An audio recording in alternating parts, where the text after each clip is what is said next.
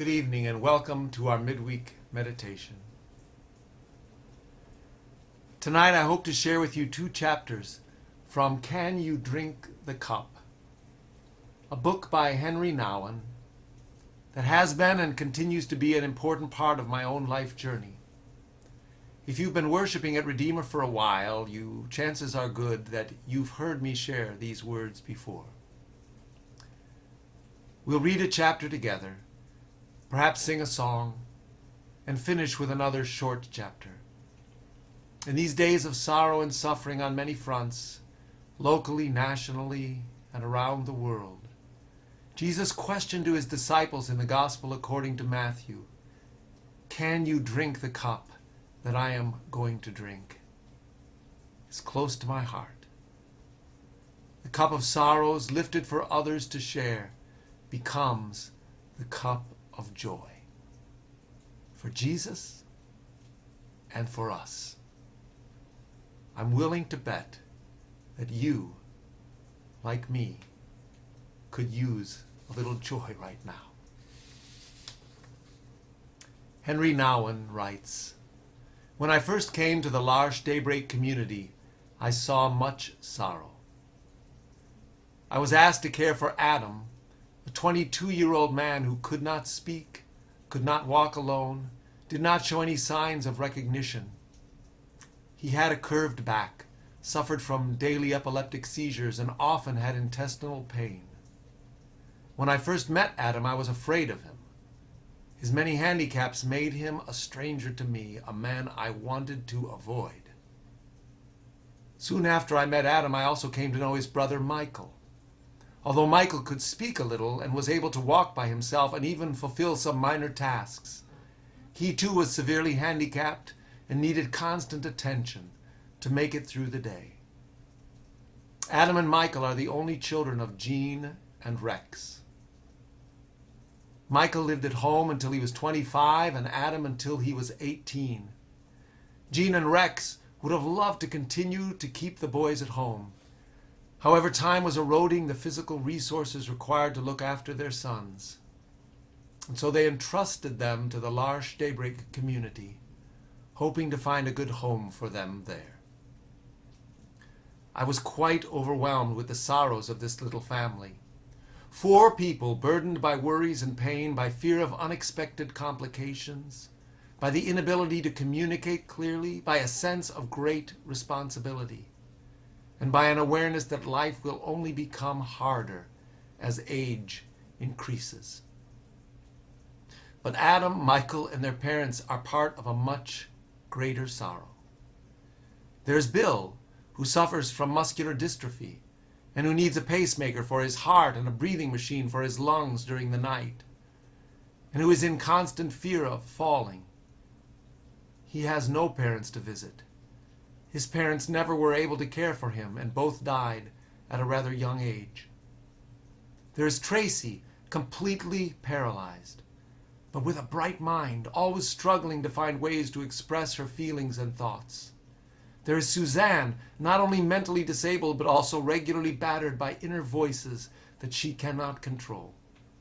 There is Loretta, whose disability causes her to feel unwanted by family and friends, and whose search for affection and affirmation throws her into moments of deep despair and depression. There are David, Francis, Patrick, Janice, Carol, Gordy, George, Patsy, each of them with a cup full of sorrow. Surrounding them are men and women of different ages, from different countries and religions, trying to assist these wounded people. But they soon discover that those they care for reveal to them their own less visible, but no less real sorrows. Sorrows about broken families, sexual unfulfillment, spiritual alienation, career doubts, and most of all, confusing relationships. The more they look at their own often wounded pasts and confront their uncertain futures, the more they see how much sorrow there is in their lives. And for me, things are not very different. After 10 years of living with people with mental disabilities and their assistants, I have become deeply aware of my own sorrow-filled heart.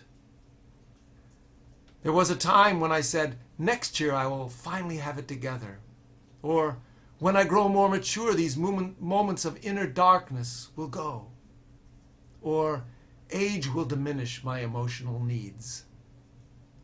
But now I know that my sorrows are mine and will not leave me. In fact, I know they are very old and very deep sorrows, and that no amount of positive thinking or optimism will make them less. The adolescent struggles to find someone to love me is still there. Unfulfilled needs for affirmation as a young adult remain alive in me. The deaths of my mother and many family members and friends during my later years cause me continual grief. Beyond all that, I experience deep sorrow that I have not become who I wanted to be, and that the God to whom I have prayed so much has not given me what I have most desired. But what is our sorrow in a little community in Canada compared with the sorrow of the city, the country, and the world? What about the sorrow of the homeless people asking for money on the streets of Toronto? What about the young men and women dying of AIDS? What about the thousands who live in prisons, mental hospitals, and nursing homes? What about the broken families, the unemployed, and the countless disabled men and women who have no safe place, such as Daybreak? And when I look beyond the boundaries of my own city and country, the picture of sorrow becomes even more frightening. I see parentless children roaming the streets of Sao Paulo like packs of wolves. I see young boys and girls being sold as prostitutes in Bangkok. I see the emaciated prisoners of war in the camps of former Yugoslavia. I see the naked bodies of people in Ethiopia and Somalia wandering aimlessly in the eroded desert. I see millions of lonely, starving faces all over the world, and large piles of the dead bodies of people killed in cruel wars and ethnic conflicts. Whose cup is this? It is our cup. The cup of human suffering. For each of us, our sorrows are deeply personal. For all of us, our sorrows, too, are universal. Now I look at the man of sorrows. He hangs on a cross with outstretched arms. It is Jesus, condemned by Pontius Pilate, crucified by Roman soldiers, and ridiculed by Jews and Gentiles alike, but it is also us, the whole human race, people of all times and places, uprooted from the earth as a spectacle of agony for the entire universe to watch. When I am lifted up from the earth, Jesus said, I shall draw all people to myself. Jesus, the man of sorrows, and we, the people of sorrow, hang there between heaven and earth, crying out, God, our God, why have you forsaken us? Can you drink the cup that I'm going to drink? Jesus asks his friends. They answered yes, but had no idea what he was talking about. Jesus' cup is the cup of sorrow, not just his own sorrow, but the sorrow of the whole human race. It is a cup full of physical, mental, and spiritual anguish. It is the cup of starvation, torture, loneliness, rejection, abandonment, and immense anguish. It is the cup full of bitterness. Who wants to drink it? It is the cup that Isaiah calls the cup of God's wrath, the chalice, the stupefying cup you have drained to the dregs. And what the second angel in the book of Revelation calls the wine of retribution, which Babylon gave the whole world to drink. When the moment to drink that cup came for Jesus, he said, my soul is sorrowful to the point of death. His agony was so intense that his sweat fell to the ground like great drops of blood. His close friends James and John, whom he had asked if they could drink the cup that he was going to drink, were there with him, but fast asleep, unable to stay awake with him in his sorrow. In his immense loneliness, he fell on his face and cried out, "My Father, if it is possible, let this cup pass me by." Jesus couldn't face it. Too much pain to hold, too much suffering to embrace, too much agony to live through. He didn't feel he could drink that cup filled to the brim with sorrows. Why then could he still say yes? I can't fully answer that question, except to say that beyond all the abandonment experienced in body and mind, Jesus still had a spiritual bond with the one he called Abba. He possessed a trust beyond betrayal, a surrender beyond despair, a love beyond all fears. This intimacy beyond all human intimacies made it possible for Jesus to allow the request to let the cup pass him by become a prayer directed to the one who had called him my beloved. Notwithstanding his anguish, that bond of love had not been broken.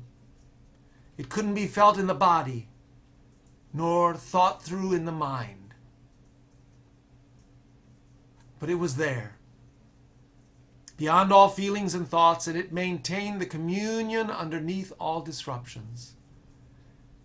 It was that spiritual sinew, that intimate communion with his Father, that made him hold on to the cup and pray, "My Father, let it be as you, not I, would have it."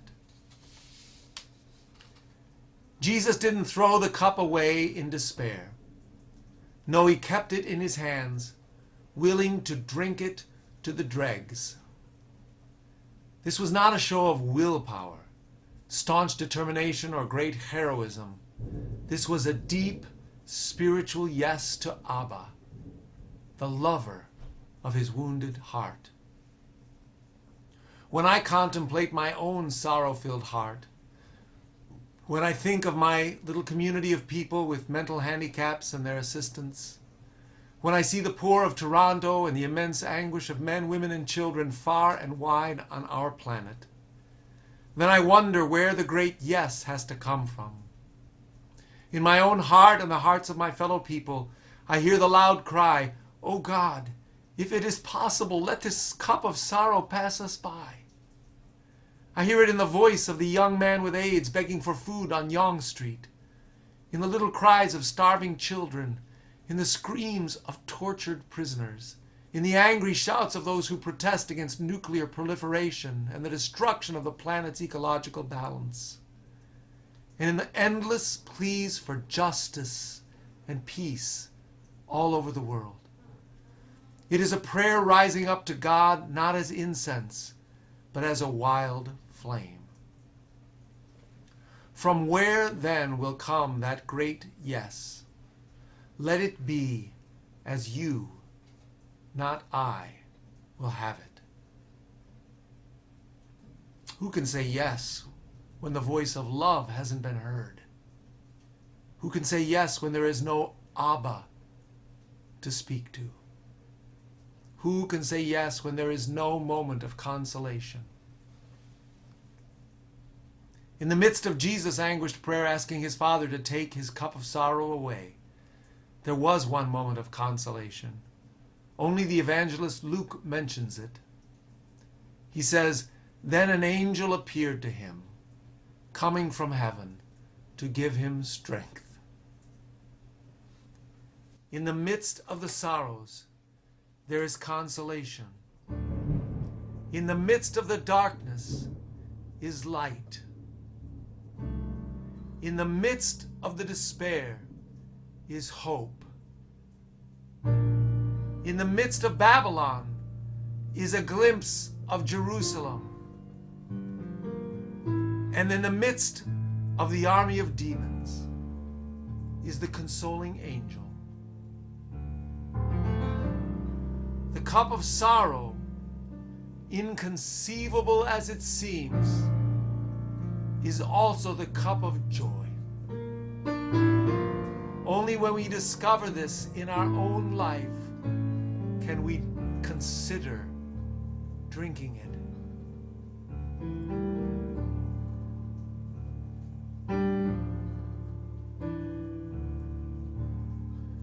To the waters I must go, troubled waters where the overwhelming currents flow. To the waters there to die, bowed in sorrow. I need someone who will walk by my side. To the waters there to die, bowed in sorrow. I need someone who will walk by my side.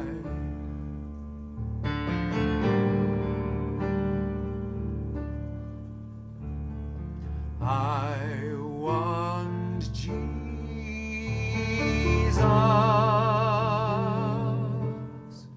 to walk with me.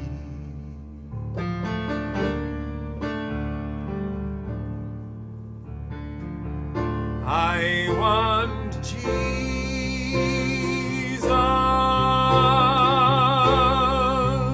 to walk with me.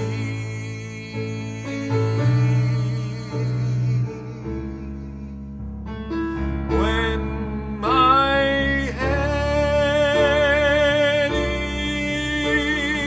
is bowed in sorrow, Lord, I want Jesus to walk with me.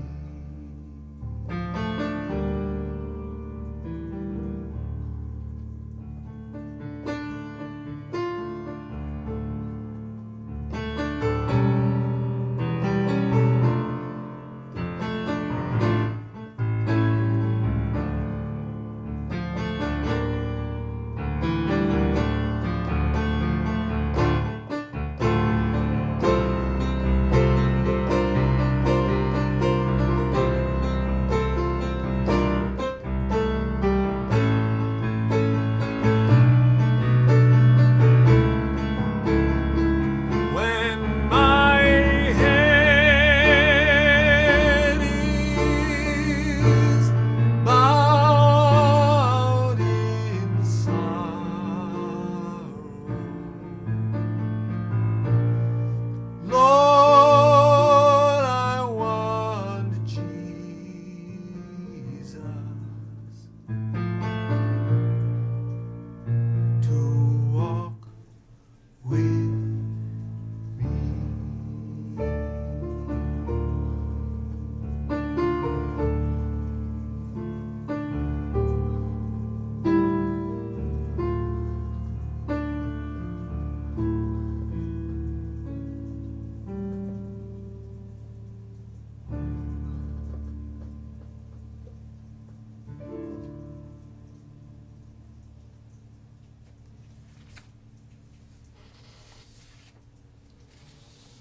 In our sorrow,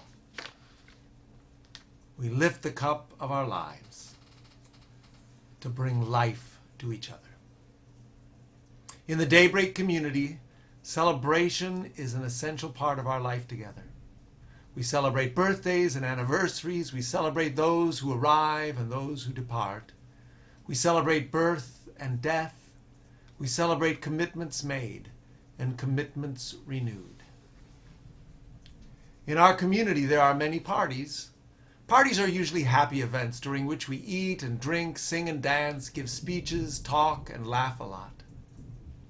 But a celebration is something more than just a party. A celebration is an occasion to lift up each other's lives, whether in a joyful or a sorrowful moment, and deepen our bonds with each other. To celebrate life is to raise up life, make it visible to each other, affirm it in its concreteness, and be grateful for it. One very moving celebration I remember was that of Bill's life story book. A life story book is a collection of photographs, stories, and letters put together as a sort of biography. When Bill came to Daybreak as a 16-year-old, he brought few memories with him. He had had a very troublesome childhood and hardly any consistent experiences of love and friendship. His past was so broken, so painful, and so lonely that he had chosen to forget it. He was a man without a history. But during 25 years at Daybreak, he gradually has become a different person. He has made friends. He has developed a close relationship with a family that he can visit on weekends or holidays. Joined a bowling club, learned woodworking, and traveled with me to places far and wide. Over the years, he has created a life worth remembering.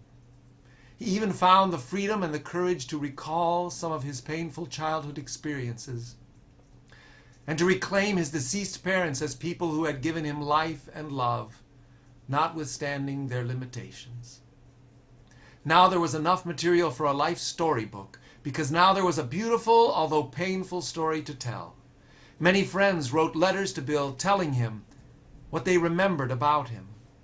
Others sent photographs or newspaper clippings about events he had been part of, and others just made drawings that expressed their love for him.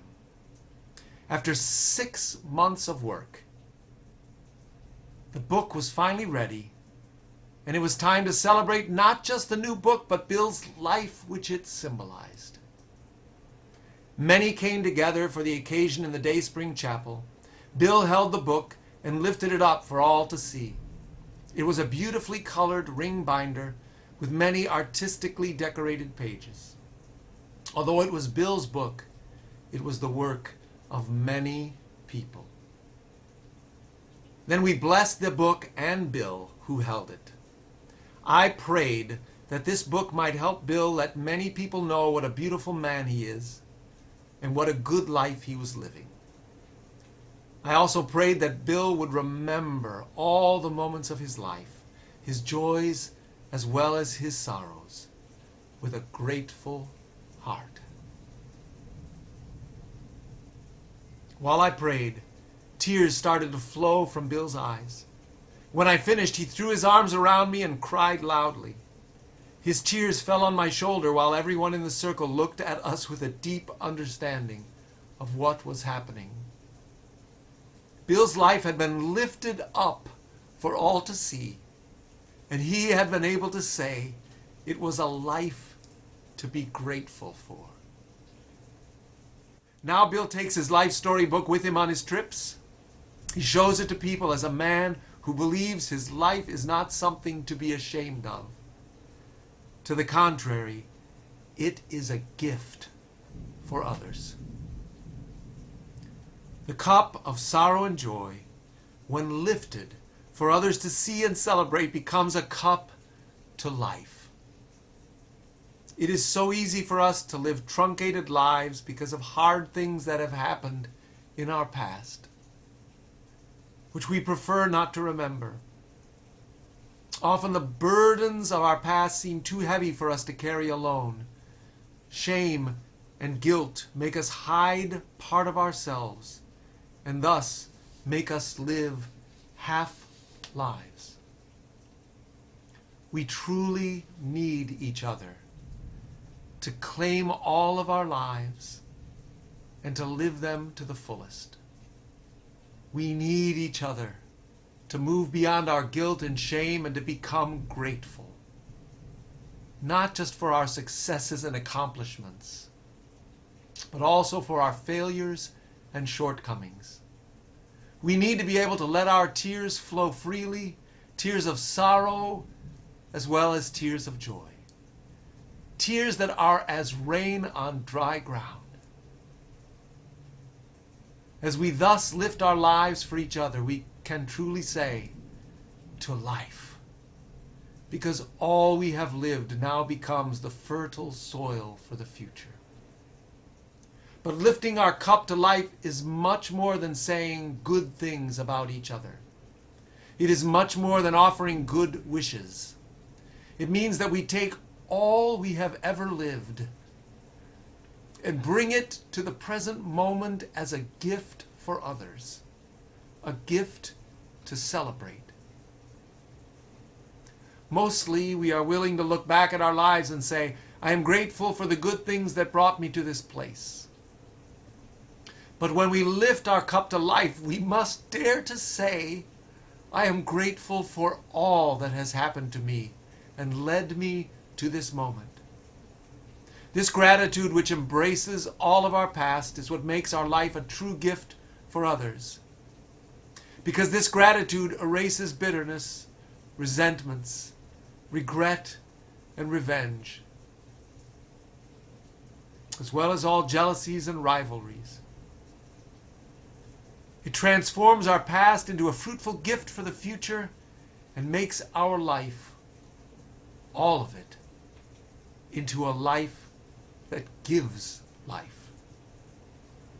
The enormous individualism of our society, in which so much emphasis is on doing it yourself, prevents us from lifting our lives for each other.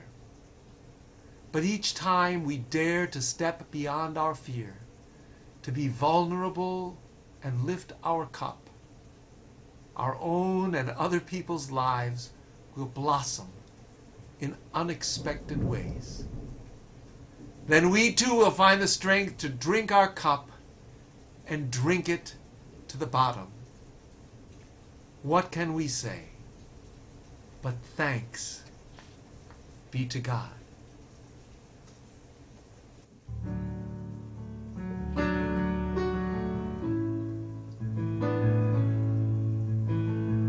Thanks be to God.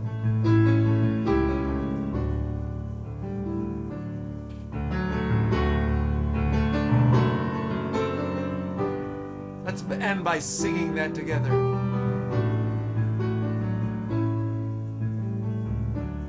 Thanks be to God. Thanks be to God. Thanks. Thanks be to God. Thanks be to God. God's so good. God's so good to me. Thanks be to God.